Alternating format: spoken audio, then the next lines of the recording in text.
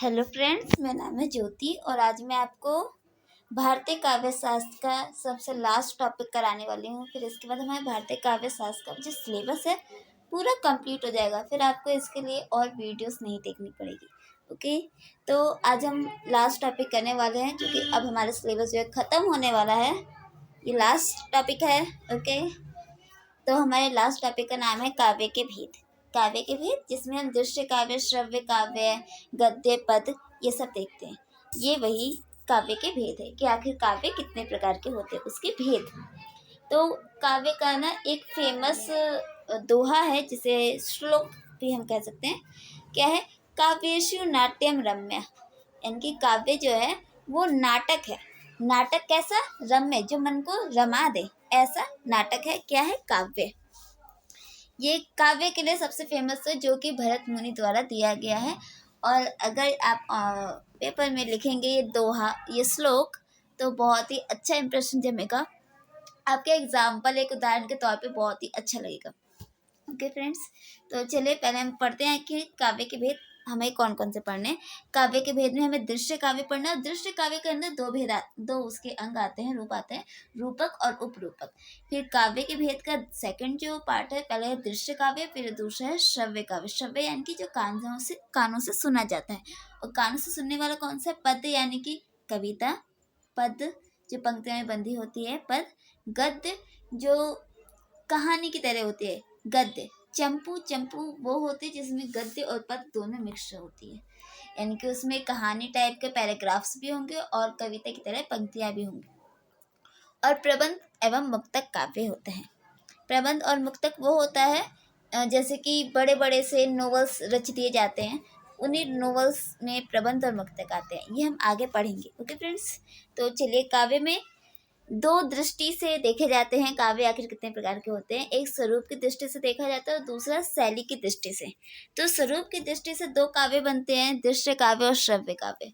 ठीक है, पहला है स्वरूप की दृष्टि से। स्वरूप की दृष्टि से दो बनते हैं, दृश्य और श्रव्य। दृश्य में रूपक और उपरूपक आते हैं, वहीं श्राव्य में पद्य, गद्य और चंपू आते हैं। ठीक है, बहुत इजी है। काव्य के भेद में हम दो दृष्टि से देखते हैं, एक स्वरूप की दृष्टि यानी कि आखिर स्वरूप कैसा है, और शैली यानी कि उसमें किस प्रकार की शैली का प्रयोग किया जाता है। दो दृष्टि से देखते हैं।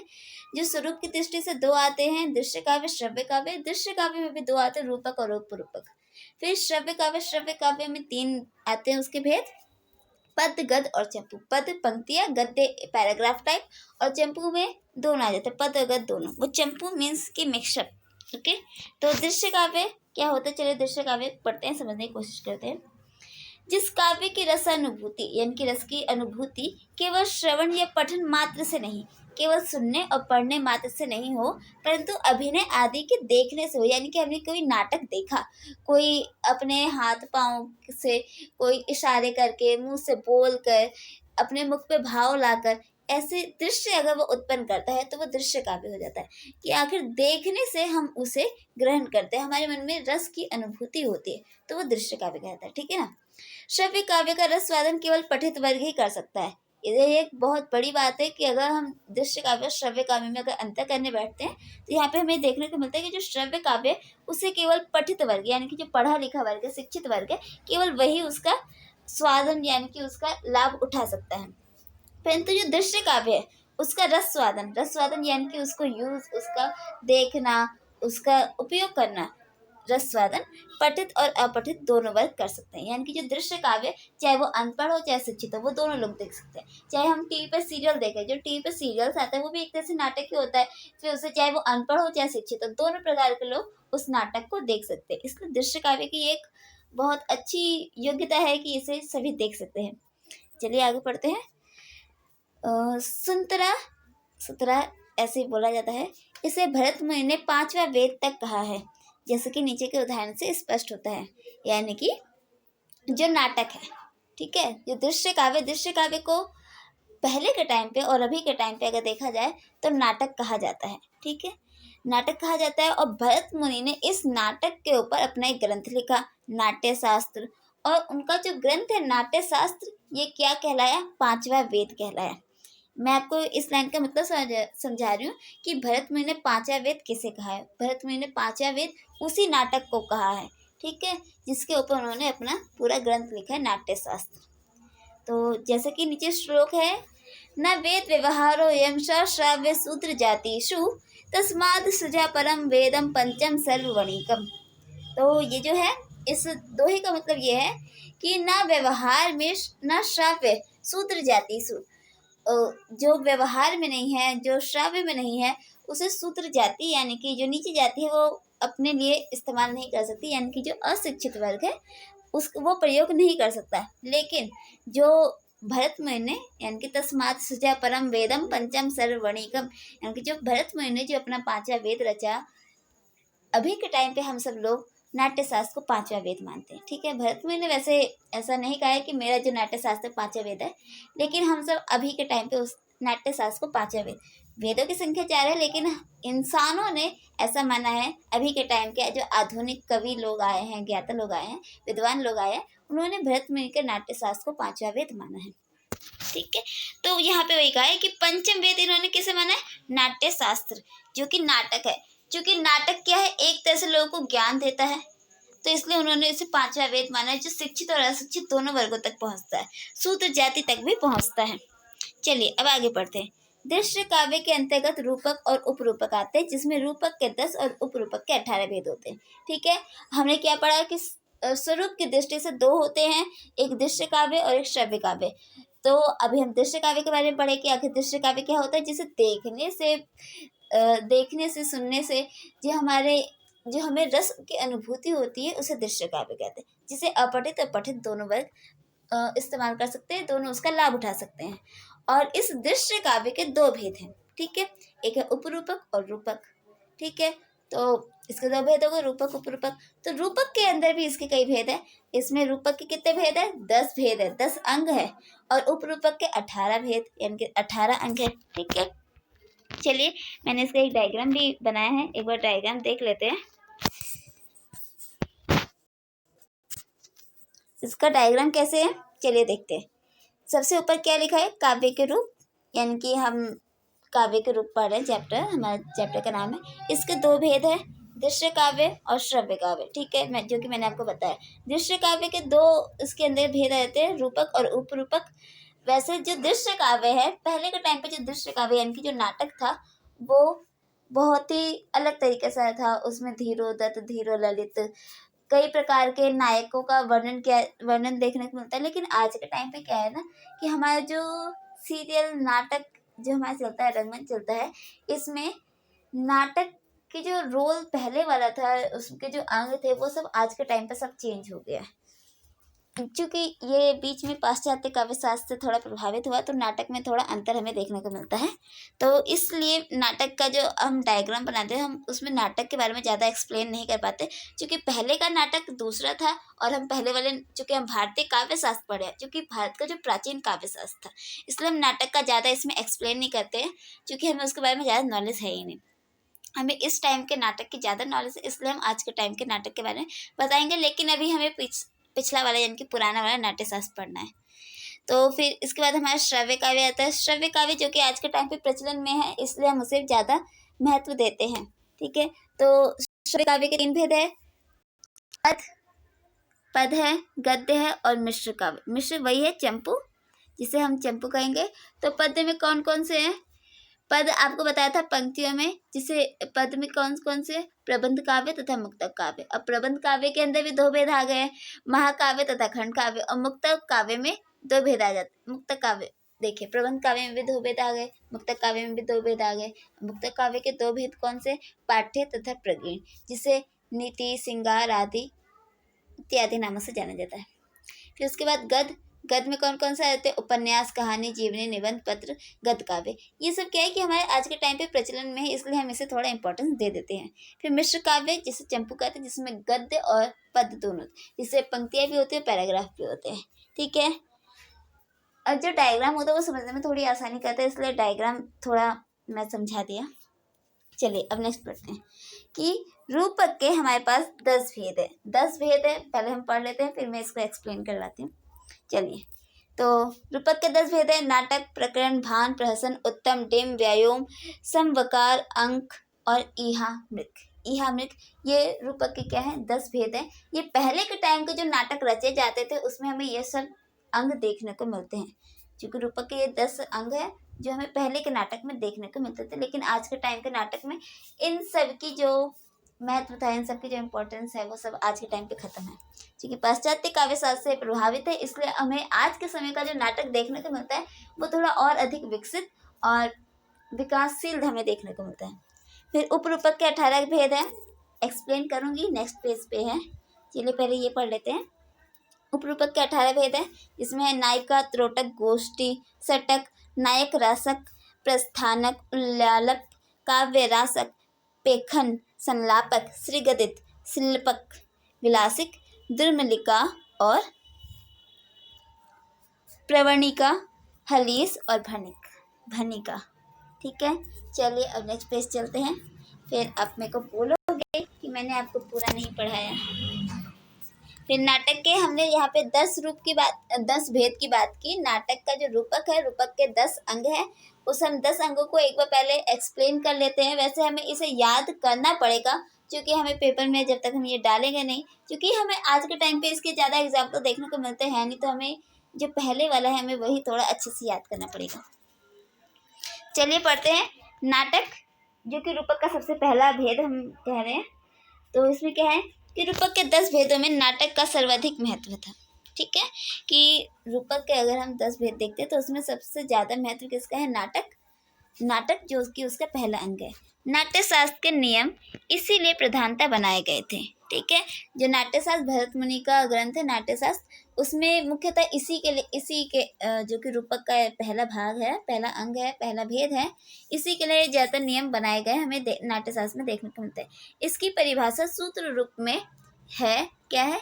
नाट्यम ख्यातवृतम सैत पंच संधि संवतम, यानी कि नाटक की कथा प्रख्यात होनी चाहिए, वह कार्य की अवस्थाओं 5 संधियों आदियों से युक्त होनी चाहिए। इसके साथ ही उसमें धीरोदत्त नायक तथा वीर सिंगार अथवा करुण रस का अंगी स्वरूप एवं व्यवस्था रहती है।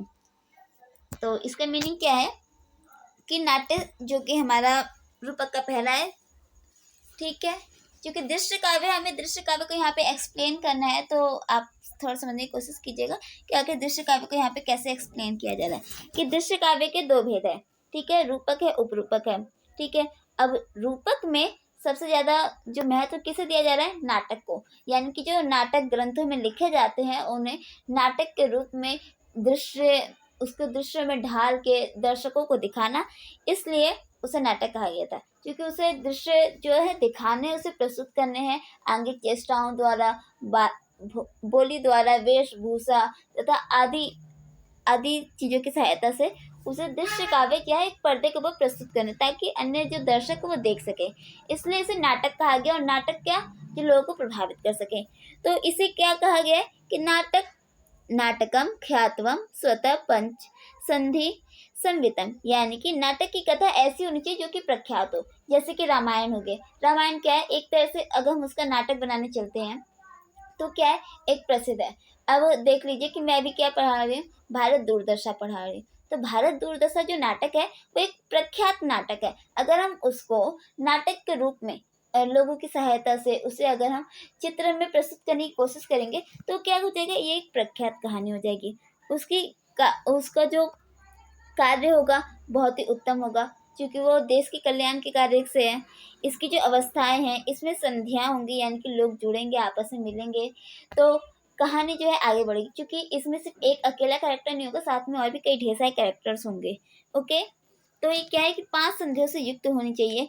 इसके साथ ही उसमें धीरोदत्त नायक, यानी कि नायक की एक ऐसी अवस्था जो कि बहुत ज़्यादा वीर हो, शौर्यवान हो, तथा वीर रस, श्रृंगार रस अथवा करुण रस इसके अंगी रस रूप में व्यवस्थित होनी चाहिए। यानी कि उस नाटक में क्या क्या होना चाहिए, करुण रस होना चाहिए, श्रृंगार रस होना चाहिए, वीर रस होना चाहिए, इन सब का समावेश होना चाहिए किसमें, नाटक में। और संक्षेप में यह क्या है, प्राचीन नाटक का स्वरूप था। संक्षेप में अगर हम कहें तो ये किसका स्वरूप था, प्राचीन नाटक, यानी कि पहले के समय में जो नाटक रचे जाते थे ये उसका स्वरूप है। क्योंकि आज के टाइम पे वो मोस्टली ना के बराबर रह गया है, इसलिए हम था लगाते हैं यहाँ पे। तो इसमें क्या है, 5 से 10 अंकों की योजना हो सकती थी। तो इसमें 5 से 10 अंक होते हैं कि एक एक एक एक एक करके दृश्य दिखाए जाने, यानी कि इसमें 5 से 10 अंक की योजना है, जिसमें न केवल पंच संधियां अपितु 64 संधि अंगों का भी विधान हो सके।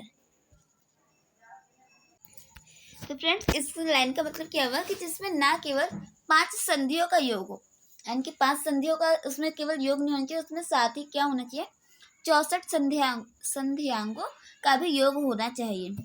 ऐसा विधान उसमें बनाया गया था नाट्य शास्त्र में, पहले वाले जो नाटक चलाए जाते थे उसमें। परंतु वर्तमान स्थिति में नाटक का जो स्वरूप है वो बदल चुका है। आज के समय में केवल जो नाटक है वो केवल 3 अंकों के और छोटे, सरल तथा यथार्थवादी नाटक रचे जाते हैं। आज के समय में नाटकों की ऐसी स्थिति है कि वो छोटे से हो गए, सरल है तथा यथार्थवादी है। फिर हमारा दूसरा आता है प्रकरण। रूपक का सेकंड भेद प्रकरण। प्रकरण उसे कहते थे जिसमें कथा कल्पित हो, कल्पित यानी कि कल्पनाओं में सम्मिलित हो, जिसमें कल्पना ज्यादा होती है। नायक में प्रायः धीर प्रशांत कोई मंत्री या ब्राह्मण होता था जो धर्म, मोक्ष आदि से आध्यात्मिक प्रवृत्ति दिखाता था। अंक, रस, वस्तु, संगठन, प्रवेशक आदि से संबंधित सब नियम नाटक जैसे ही थे। मालती, माधव, मिचकटिक इसके उदाहरण हैं। तो प्रकरण में क्या है कि प्रकरण किसे कहते हैं, जो नाटक के जो रूपक का जो हैगा हिस्सा, प्रकरण किसे कहते हैं, जिसमें कथा जो होती है कल्पित होती है। उसमें नायक धीर प्रशांत यानी कि थोड़ा शांत टाइप का होता है। उसमें या तो कोई मंत्री या फिर वो ब्राह्मण होता है, क्योंकि नाटक जो है या तो वो मंत्री होगा या फिर ब्राह्मण होगा, क्योंकि वो शांत है। और वो क्या है, धर्म, मोक्ष आदि में आध्यात्मिक प्रवृत्ति दिखाता है। तो हमारे ये जो प्रकरण है इसका नायक कैसे होगा, ये आध्यात्मिक, मोक्ष, धर्म आदि की अपनी मानसिकता दर्शाता है। जैसे कि सबके अंदर एक बिहेवियर होता है ना, कि कोई ज़्यादा हंसमुख होता है, कोई ज़्यादा जोशीला होता है, किसी के अंदर ज़्यादा गुस्सा होता है। तो लोगों का बिहेवियर शो करता है कि आखिर उस इंसान का नेचर कैसा है। तो यहाँ पे वही है कि इस प्रकरण में जो नायक है, नायक का आखिर बिहेवियर कैसा है, आखिर वो कैसा सोचता है, उसके विचार कैसे, इसमें वही है कि वो कैसा सोचता है, धर्म को लेकर, मोक्ष को लेकर, अध्यात्म प्रवृत्ति वाला होगा।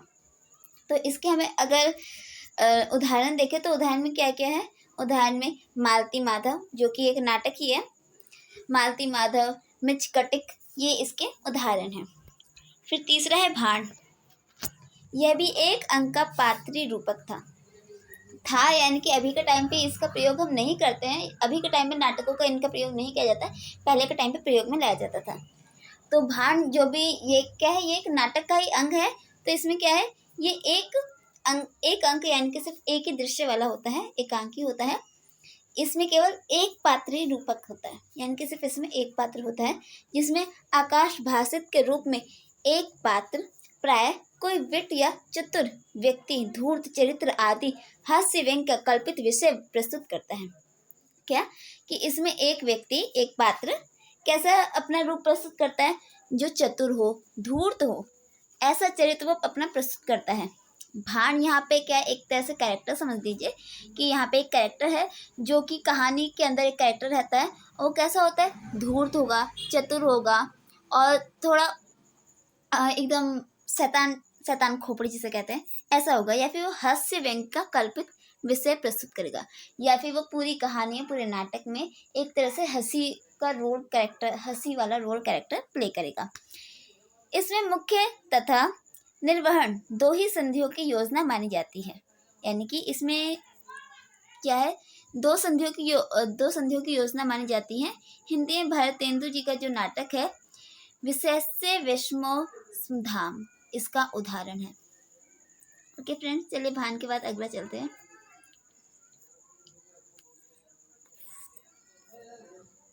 भान के बाद जो हमारा अगला है वो है वीथी।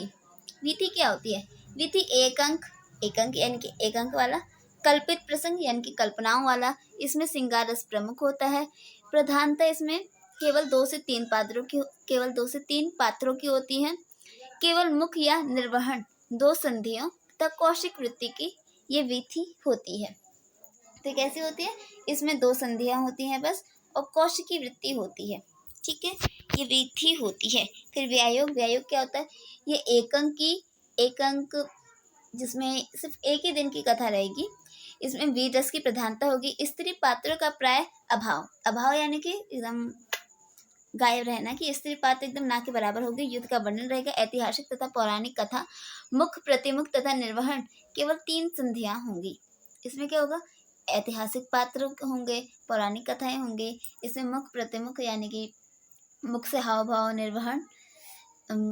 निर्वहन का मतलब होता है कि किसी ऐसी अवस्था में जहाँ पे व्यक्ति उसमें शामिल रहता है। केवल इसमें 3 संधियां होती हैं। इन लक्षणों से युक्त रूपक क्या कहलाता है, व्यायोग कहलाता है। भारतेंदु जी का नाटक धनंजय विजय इसका उदाहरण है। ठीक है, फिर अगला है छठा अंक रूपक का 6 पार्ट। अंक, अंक क्या, एक अंक प्रसिद्ध कथा, करुण रस की प्रधानता। अंक क्या होता है, यहाँ पे बताया जा रहा है कि उस एक प्रसिद्ध कथा का एक अंक यानी कि सिर्फ एक छोटा सा दृश्य जो कि कुछ समय के लिए चलेगा और सिर्फ एक ही जगह पे चलेगा। वो 2-3 दृश्य साथ में लेकर नहीं, सिर्फ एक ही दृश्य पे चलेगा, ऐसा अंक। इसमें करुण रस की प्रधानता होगी। मुख्य तथा निर्वहन संधियां होंगी। इसमें भारतीय वृत्ति आदि वाला अंक कहलाता है। क्या कहलाता है इसमें, भारतीय वृत्ति आदि वाला अंक कहलाता है। फिर हमारा 7th है प्रहसन। प्रहसन क्या, एकांकी, हास्य प्रधान, मुख्य और निर्वहन संध्या, धूर्त पाखंडियों का हास्य व्यंग्यमय चित्रण। प्राचीन प्रहसन का यही स्वरूप था। पाश्चात्य प्रहसन एकांकी ही नहीं होता है।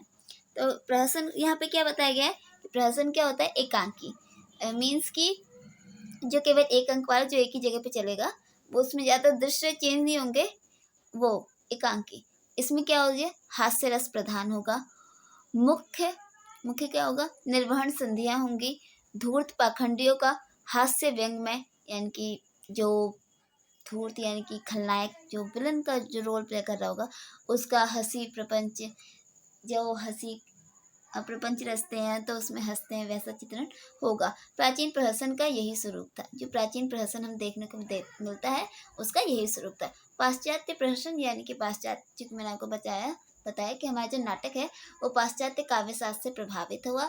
इसलिए जो हमारे प्राचीन काव्य शास्त्र में जो नाटक का जो हमें रोल देखने को मिलता है वो आज के टाइम पे पूरा समाप्त हो चुका है। तो पाश्चात्य प्रहसन एकांकी ही नहीं होता था। ठीक है, यानी कि जो पाश्चात्य शास्त्र का जो प्रहसन है उसमें केवल एक अंक नहीं होता, उसमें कई ढेर सारे अंक यानी कि काफ़ी ढेर सारे दृश्य जो होते हैं ऐड होते हैं। फिर है समवकार। समवकार क्या होता है, जिसमें 3 अंक होते हैं। वीर रस की प्रधानता होती है। देव असुर यानी कि देवता और असुरों का संग्राम, युद्ध जैसा। कई प्रमुख पात्र होते हैं जिसमें एक अकेला मेन पात्र नहीं होता, उसमें कई सारे होते हैं। सबको भिन्न भिन्न फल प्राप्ति होती है। विमर्श संदिग्ध का अभाव, यह स्वरूप समवकार का था। यानी कि इसमें कई ढेर सारे कैरेक्टर होंगे, सबका भिन्न भिन्न रोल प्ले होगा। विमर्श यानी कि किसी बात पे चर्चा विमर्श करना। संदिग्ध का अभाव होगा। तो ये कैसा दृश्य बताया, ये किसकी बताया जा रहा है, समवकार की। ये समवकार का ऐसा रूप था पहले के भारतीय काव्य नाट्य शास्त्र में। और नाट्य शास्त्र में अमृत स्थान, इसे अमृत मंथन का उदाहरण के रूप में उल्लेख हुआ है। जैसे कि अगर हम देखते हैं समुद्र मंथन जो हुआ था, इसमें सांप को पकड़ के खींच के समुद्र से ढेर सारे अमृत, जो कि कथा हम कई बार देखते हैं, तो यहाँ पे वही है कि इसमें कई ढेर सारे अंक है। वीर रस भी देखने को मिलता है। अगर आप उस दृश्य को अगर इमेजिन करें तो उसमें अगर आप देखेंगे, ढूंढेंगे, तो आपको इस समवकार मिल जाएगा। चलिए अब नेक्स्ट चलते हैं। नेक्स्ट क्या है, इसका अगला पार्ट है डिम। रूपक का 9वां पार्ट डिम। डिम क्या होता है, इसके 4 अंक होते हैं। इसमें एक प्रसिद्ध कथा होती है। इसमें रौद्र रस क्या होता है, प्रधान होता है। देवता, गंधर्व, भूत प्रेत आदि इसमें, इन सबका इसमें समावेश होता है। अलौकिक पात्र, यानी कि लौकिक सिर्फ इंसानों का नहीं, भगवान के ऊपर जहाँ पे पहुँच जाते हैं अलौकिक पात्र। पात्र संख्या 16 होती है, यानी कि पात्रों की संख्या भी यहाँ पे निश्चित की हुई 16 है। विमर्श संधि का अभाव होता है।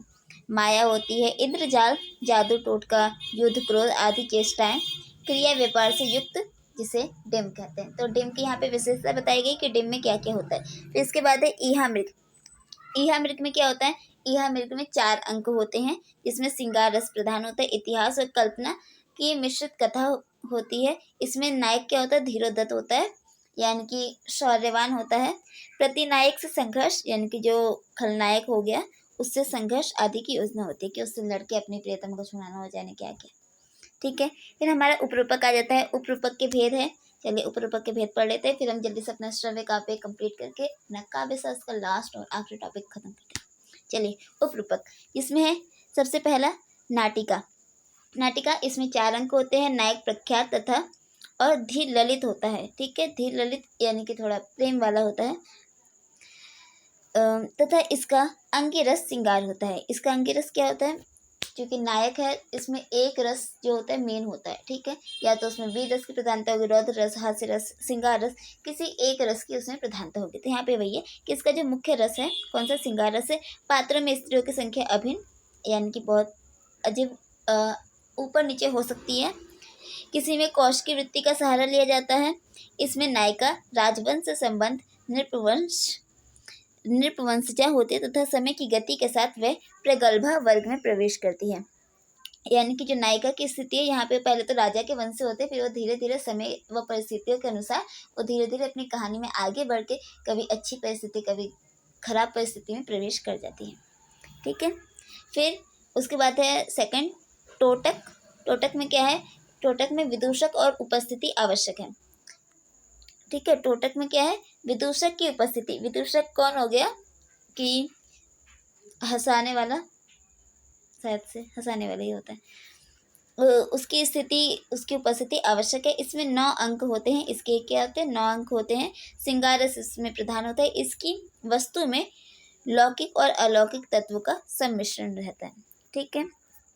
गोष्ठी, इसमें 1 ही अंक होता है। वासना में श्रृंगार की प्रधानता रहती है। इसमें 9-10 पुरुषों और 5-6 स्त्रियों का व्यापार चलता है। यानी कि गोष्ठी मतलब समझ ही गए होंगे कि जब लोग मिलकर किसी उद्देश्य के ऊपर बैठ के बातचीत करते तो उसे गोष्ठी कहते। तो यहाँ पे वही है कि गोष्ठी हो रही, जैसे कि राज दरबार का अगर आप दृश्य देख लीजिए कि वहाँ पे स्त्रियाँ नृत्य कर रही हो और 10-12 लोग बैठ के किसी चर्चा पे विमर्श करने बैठे, साथ में मदिरा पी रहे हैं, नृत्य का लुत्फ उठा रहे हैं। तो ऐसे दृश्य हमें काफ़ी सारे नाटकों में देखने को मिलते हैं। तो यहाँ पे वही है। फिर हमारा चौथा आता है सटक। सटक, इसमें कोई अंक नहीं होता है, कोई लिमिट अंक नहीं होता है। फिर भी इसमें 4 भागों को विभाजित किया जाता है, जिसमें जवनिका कहते हैं। इसकी रचना संस्कृत में न होकर प्राकृत भाषा में हुई है। कौशनी और भारत वृत्तियाँ प्रधान रही हैं इसमें। अद्भुत रस भी इसमें प्रधान रहा है। और क्या रहा है कि यह अवरूपक नृत्य पर आधारित रहा है। शेष बातें नटिका के सदृश होती है, ओके। फिर सटिक हो गया, सटक। फिर इसके बाद हमारा अगला आता है नाट्य शतक।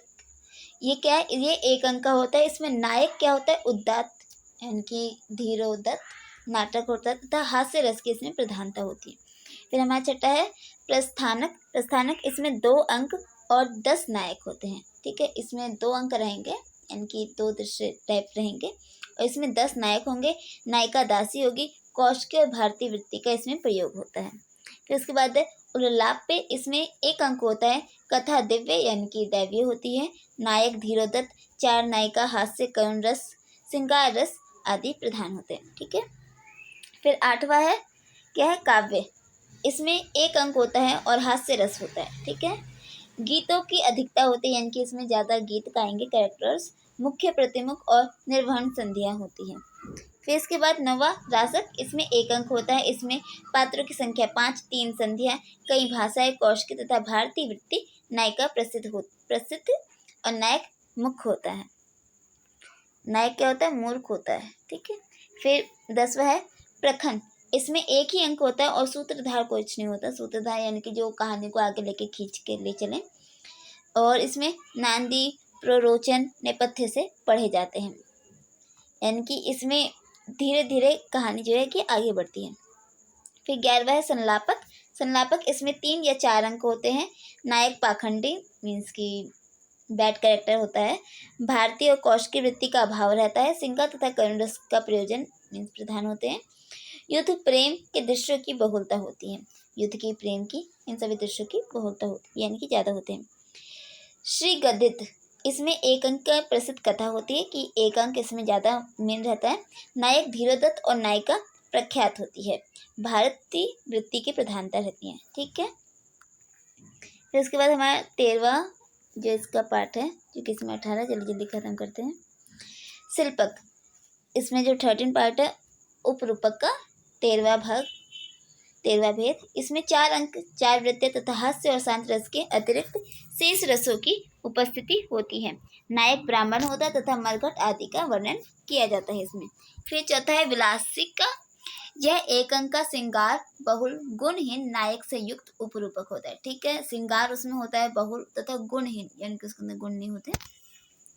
विलासिका ये होता है। ठीक है, फिर द्रुमलिका।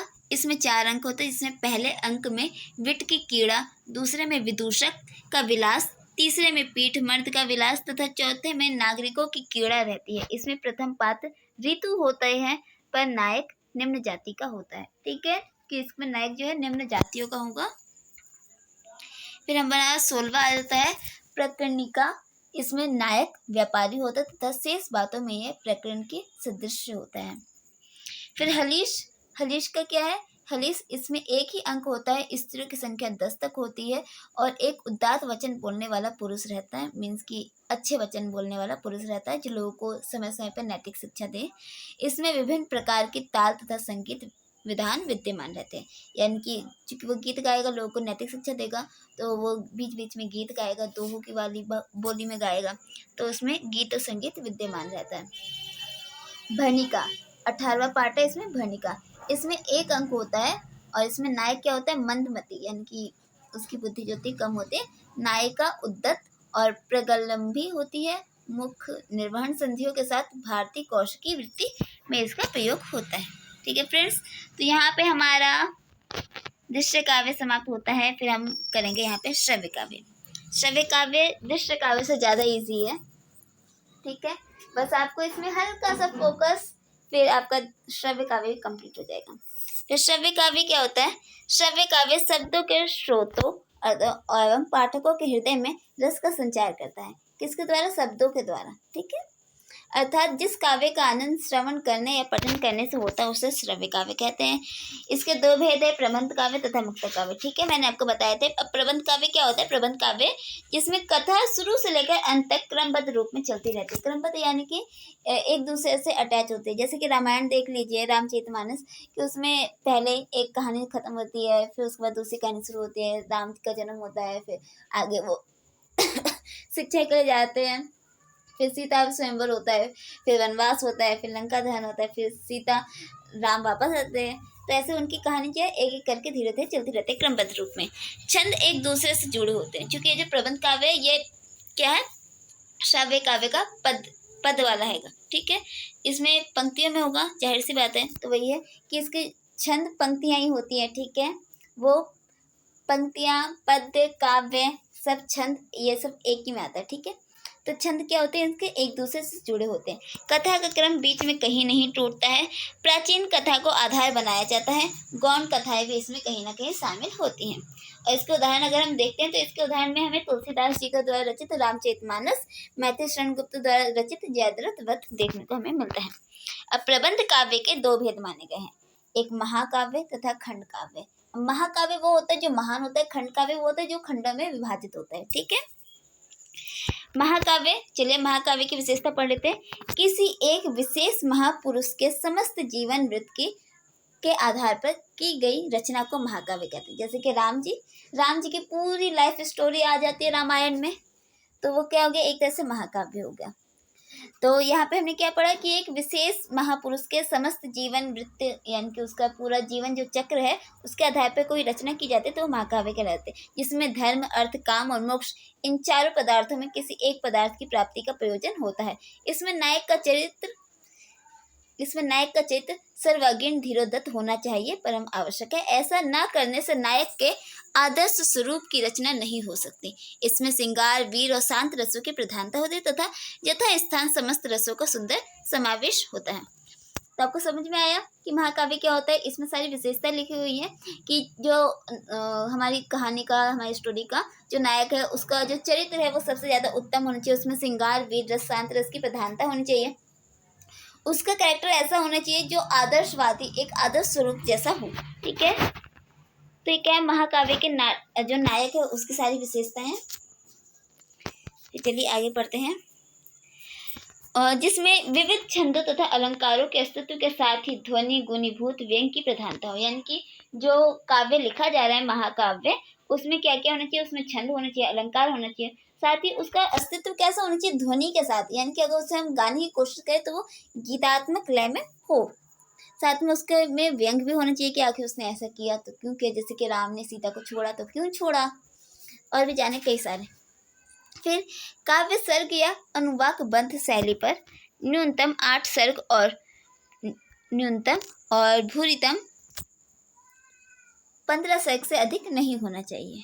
ठीक है, तो यहाँ पे क्या कहा गया है कि काव्य में कितने सर्ग होने चाहिए, काव्य में 8 सर्ग से लेकर 15 सर्ग होने चाहिए, इससे ज़्यादा सर्ग नहीं होने चाहिए। अब इसके एग्जाम्पल देखिए, जैसे कि तुलसीदास जी का रामायण, मैथिलीशरण गुप्त का साकेत, हरिऔध जी का प्रिय प्रवास, प्रसाद जी की कामायनी और द्वारिका प्रसाद मिश्र जी के द्वारा रचित कृष्णायन, ये सभी इसके एग्जाम्पल है। फिर उसके बाद खंड काव्य, चलिए जल्दी खत्म करते हैं। खंड काव्य यह चरित्र प्रधान काव्य होता है। ठीक है, खंड काव्य क्या होता है, चरित्र प्रधान काव्य होता है। इसमें जीवन की छोटी छोटी घटनाओं को लेकर रचना की जाती है। ठीक है, जैसे कि जीवन में एक घटना घटी, उसकी रचना की, फिर उसके बाद 10-15 दिन बाद की एक घटना घटी, उसकी रचना की गई। तो ऐसे खंड काव्य खंड खंड में जो विभाजित होगा। इसमें यह विशेष होती है कि यह स्वतः पूर्ण हो जाती है। महाकाव्य के किसी अंश को खंड काव्य नहीं कहा जा सकता। जैसे कि क्या कहा गया है कि खंड काव्य वो होता है जिसमें एक किसी पिछले समय की एक घटना घटित हुई, उसकी कहानी लिख दी, वो खंड काव्य कहलाया जाता है। इसमें अगर कोई महाकाव्य, उसका अगर हम एक हिस्सा निकाल कर अगर लिख देते तो वो खंड काव्य नहीं कहा जाता है।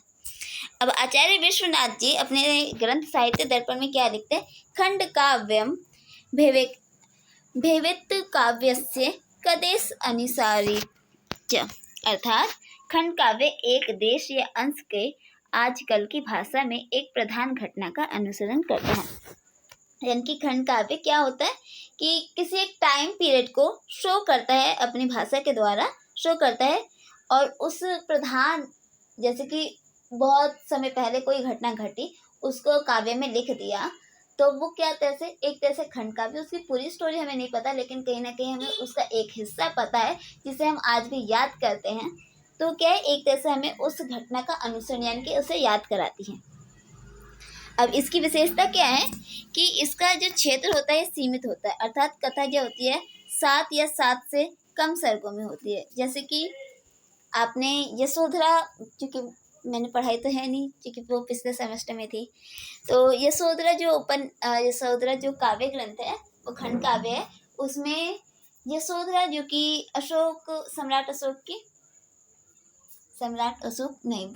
बुद्धा जी की जो पत्नी थी, उनकी कहानी है कि आखिर कैसे वो उन्हें छोड़ के चले जाते हैं, उनका छोड़ के जाना, यशोधरा जी का फिर उनके साथ व्यंग करना, उनको उपालंब देना, ऐसे छोटे छोटे से खंड डाले। उनका पूरा जीवन टाइम पीरियड नहीं डाला हुआ है, उसमें छोटे छोटे से खंड डाले हुए। तो इसमें सर्गों की एक सीमित संख्या होती है। ठीक है, इसके एग्जाम्पल के तौर पे मैथिलीशरण गुप्त जी की यशोधरा और जयशंकर प्रसाद जी के आशु। ठीक है, तो चलिए अब आगे चलते हैं। हमने खंड काव्य कर लिया, महाकाव्य कर लिया। फिर इसके बाद आता है हमारा मुक्तक काव्य, क्योंकि हमने 2 पढ़ा था, एक प्रबंध काव्य होता है और दूसरा मुक्तक काव्य होता है। ठीक है, प्रबंध काव्य हमने पढ़ लिया। प्रबंध काव्य के 2 भेद है, खंड काव्य तथा महाकाव्य। ठीक है, अब मुक्तक काव्य क्या होता है, इसमें फुटकर काव्य रचना को मुक्तक काव्य कहते हैं। ठीक है, फुटकर, जो कि जैसे कि कबीर के आप दोहे देख लीजिए, वो क्या होते हैं, एकदम एक दोहा कोई दूसरा, क्योंकि उनके दोहे जो है अपने आप में ही पूरे होते हैं। एक दोहा जैसे ले लीजिए, रहीमन पानी राखिए बिन पानी सब सून, पानी गए ना उबरो मोती मानुष चून। तो ये जो एक दोहा, ये अपने आप में पूरा, इसके आगे पीछे की कोई कथा कहानी नहीं है। ठीक है, तो ये वैसे ही अपने आप में पूरे होते हैं। फुटकर काव्य रचना को मुक्तक काव्य कहते हैं। इसका प्रत्येक क्षण स्वच्छंद यानी कि अपने आप में ही पूरा होता है। मुक्तक पद की व्याख्या अभिनव गुप्त आचार्य ने इस प्रकार की है, मुक्तक कामनेयते नीलिरत तस्य सज्ञात कन। फिर दूसरा भी एक और रखा है, पूर्वापरा निरपेक्षणे अपि ही येन रस चरणवा क्रियते तददेव मुक्तकम। अर्थात जिसका अगला पिछला पदों से संबंध ना हो, अपने विषय को प्रकट करने में जो स्वयं सामर्थ्य हो और विभाव अनुभव आदि से पुष्ट, इतना रसक्त हो कि पाठक या श्रावक मुक्त हो जाए, ऐसे पद को मुक्त काव्य कहते हैं। इसी का अन्य नाम उद्भट है। ठीक है, तो मैंने आपको बताया कि आखिर मुक्त काव्य क्या होता है। जैसे कि बिहारी जी के दोहे देख लीजिए, रहीम के दोहे देख लीजिए, कबीर के दोहे देख लीजिए।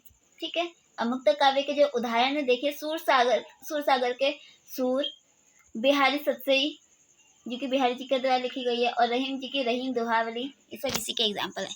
फिर हमारा लास्ट आता है शैली की दृष्टि से। शैली की दृष्टि से हमें 3 प्रकार के हैं, गद्य, पद्य और चंपू। अब गद्य क्या होते हैं, जो कि एक पैराग्राफ कहानी टाइप चलते हैं। गद्य शब्द आचार तथा व्याकरण के आधार पर की गई रचना को गद्य काव्य कहते हैं। इसके अंतर्गत अभिनय यानी कि नाटक, उपन्यास, कहानी, आलोचना इत्यादि आते हैं। पद की उपेक्षा गद्य काव्य में सफलता प्राप्त करना अधिक कठिन होता है। पद की अपेक्षा यानी कि पद के मुकाबले गद्य के काव्य में सफलता हासिल करना थोड़ा मुश्किल होता है। ठीक है, पद क्या होता है, वो तो पंक्तियों में होता है, उसे कैसे भी कहानी लिखो, फिर उसे हमें अर्थ निकालना, लेकिन गद्य वो अर्थ स्पष्ट रूप से रखता है, हमें उसे समझने की ज़्यादा आवश्यकता नहीं होती, वो सिंपल ही होता है।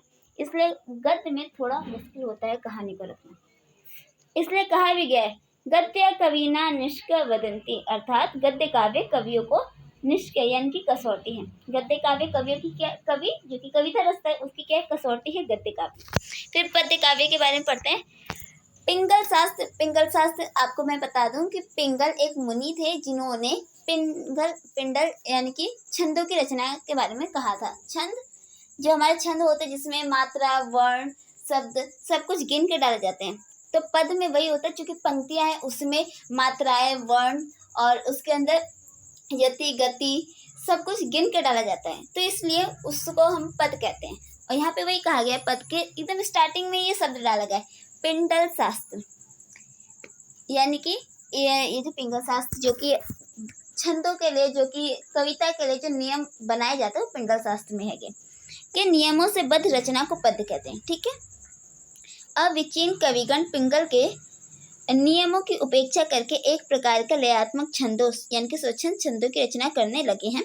यानी कि अभी के टाइम पे हम देखते हैं तो जो कविताओं को रचने के जो नियम थे, पहले तो नियमों में बांध के रचे जाते थे, इतनी मात्रा, इतनी यति, इतनी गति, ऐसे कविताओं की काव्य की रचना की जाती थी। क्योंकि हम जितने भी ग्रंथ देखते हैं उसमें हमें देखने को मिलता है मात्रा, यति, गति, क्योंकि वो गीतात्मकता भी है। और आज के टाइम के जो हमारे जो कविता हो गए वो मुक्त काव्य, आधुनिक कविता हो गई। तो वही यहाँ पे कहा गया कि स्वच्छंद छंदों की रचना करने लगे हैं, जिसमें लय की क्या होती है, प्रधानता होती है, कि उसमें लय होता है, गीत होती है, उसे हम कैसे भी गा सकते हैं। ऐसी रचनाएं भी पद के अंतर्गत ही समझी जाती हैं। ठीक है, परंतु पद के अंतर्गत सुक्तियां और कविताएं भी आती हैं। सुक्तियां और कविताएं जिनके लक्ष्य और उदाहरण क्रमश नीचे दिए गए हैं। जैसे कि सुक्ति वह चमत्कृत युक्ति जिसमें वर्ण विन्यास की विशेषता से कथन को विशिष्ट ढंग से कहा जाए, उसे सुक्ति कहते हैं। जैसे कि तंत्री नाद कवित रस सरस राग यति राग, अन बूढ़े बूढ़े तरे जे बूढ़े सब उग। ठीक है, तो एक तरह से सुक्ति है 2 पंक्तियों की, जिसमें हमें लय देखने को मिलता है। फिर अगला है कविता, जिस उक्ति में ध्वनि या गुणीभूत व्यंग की प्रधानता होती है उसे कविता कहते हैं। जैसे कि चीर जीवो जोरी जिरे क्यों न स्नेह गंभीर, को घटी ये विषभानु जाए वे हलधर के बीर। तो ये क्या है, एक तरह से कविता है जिसमें हमें ध्वनि मिलती है, गुण मिलते हैं, व्यंग भी मिलता है। फिर हमारा लास्ट है चंपू। हमने गद्य पढ़ा, पद्य पढ़ा, अब लास्ट है चंपू जो कि मिश्र काव्य कहा जाता है। मिश्र काव्य, इसमें गद्य पद क्या होते हैं, दोनों ऐड होते हैं, दोनों इसमें होते हैं। तो इसकी एक सुक्ति है, गद्य पद्य में काव्यम चंपू ऋष्य मिधियते, यानी कि जिसमें गद्य और पद जिस काव्य मिल जाए वो क्या कहलाते हैं, चंपू कहलाते हैं। ऐसी रचना जो पद और गद्य दोनों में लिखी जाती है उन्हें चंपू या मिश्र काव्य कहते हैं। इसका एग्जाम्पल है अनूप शर्मा जी के द्वारा कृत, यानी कि उनके द्वारा रचा गया फेरी मिलबो, यानी कि फिर से मिलेंगे, दृश्य काव्य, नाटक आदि जो अभिनय है। खेले ना जा सके हो वे भी चंपू गद्य कहे जाते हैं। ठीक है फ्रेंड्स, तो यहाँ पे हमारा ये सिलेबस कंप्लीट होता है, कवर अप हो जाता है। मैंने आपको काव्य शास्त्र पूरा सिलेबस करवा दिया है। अगर कुछ रह गया हो तो आप मेरे को कमेंट करके कह सकते हैं। मैं आपको उसकी एक और वीडियो बना के पोस्ट कर दूँगी। Okay friends, thank you. Video को देखने के लिए लाइक करिएगा, शेयर करिएगा, सब्सक्राइब करिएगा, अपने फ्रेंड्सों को भेजिएगा ताकि वो भी देख सकें। प्लीज़ मेरे चैनल को सब्सक्राइब करें, अगर आप न्यू वॉचर हैं तो मेरे चैनल को सब्सक्राइब करके बेल बटन ज़रूर दबा दीजिएगा ताकि आपको मेरे नेक्स्ट आने वाली वीडियो की नोटिफिकेशन मिल जाए। फ्रेंड्स, थैंक यू, शुक्रिया, बाय बाय।